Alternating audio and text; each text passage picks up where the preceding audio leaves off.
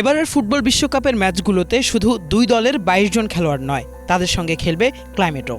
জলবায়ু পরিবর্তনের প্রভাবকে মোকাবিলা করেই ম্যাচের জয় ছিনিয়ে নিতে হবে দলগুলোকে, কারণ এবারের ১০৪টি ম্যাচের মধ্যে ৯৭টিতেই দেখা যাবে পারফরমেন্স হ্রাসকারী তাপমাত্রা। যুক্তরাষ্ট্র, কানাডা ও মেক্সিকোতে অনুষ্ঠিতব্য ২০২৬ ফিফা বিশ্বকাপকে ঘিরে করা ক্লাইমেট সেন্ট্রালের এক বিশ্লেষণে এই পূর্বাভাস উঠে এসেছে। এতে বলা হয়েছে, বাড়তি তাপমাত্রার কারণে ২০২৬ বিশ্বকাপের অধিকাংশ ম্যাচেই খেলোয়াড়দের পারফরমেন্স কমে যাওয়ার ঝুঁকি তৈরি হয়েছে। কারণ নির্ধারিত ১০৪টি ম্যাচের মধ্যে ৯৭টিতেই পারফরমেন্স হ্রাসকারী উচ্চ তাপমাত্রা দেখা যাওয়ার সম্ভাবনা বেড়েছে। এতে শুধু খেলোয়াড়দের শারীরিক সক্ষমতাই নয়, খেলার গতি, কৌশল এবং দর্শকদের অভিজ্ঞতাও প্রভাবিত হতে পারে।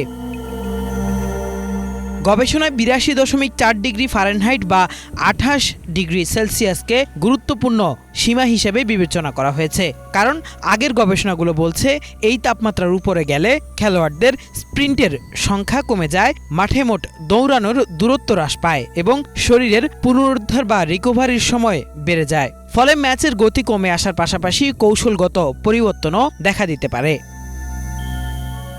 বিশ্লেষণে আরও দেখা গেছে, বিশ্বকাপের প্রায় অর্ধেক ম্যাচেই এমন তাপমাত্রা হওয়ার সম্ভাবনা অন্তত ৫০%। এর মধ্যে ২৬টি ম্যাচে জলবায়ু পরিবর্তনের কারণে সেই সম্ভাবনা অন্তত ১০% বেড়েছে।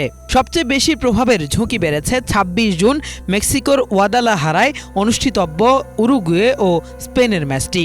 এই ম্যাচে পারফরমেন্স হ্রাসকারী তাপমাত্রা হওয়ার সম্ভাবনা ৭০%। ক্লাইমেট সেন্ট্রালের হিসাব অনুযায়ী জলবায়ু পরিবর্তনের কারণে এসব সম্ভাবনা ৩৭% বৃদ্ধি পেয়েছে।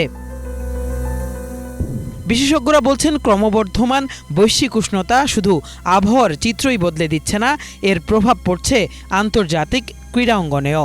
আর সেই বাস্তবতার বড় উদাহরণ হয়ে উঠতে পারে ২০২৬ ফুটবল বিশ্বকাপ। কেফায়েত শাকিল, বাংলা ভিশন।